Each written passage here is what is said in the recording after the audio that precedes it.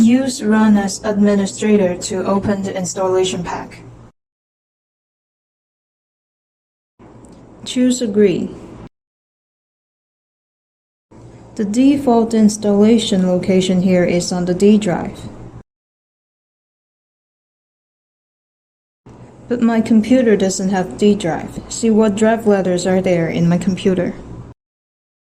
I have a C drive and an E drive here. The D drive is a DVD drive, so don't worry about it. If you click Next directly here, you will be warned that the space is insufficient or unavailable. So you have to change the available drive letters. Please don't use the C drive because some permission issues will occur.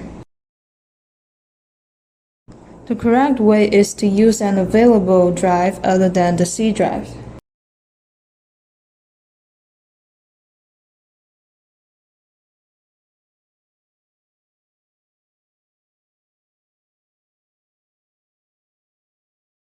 Install the database and click Next. Choose Agree.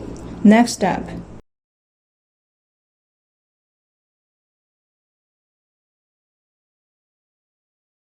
After installation, the software opens automatically. You need to register an account, then the installation is done.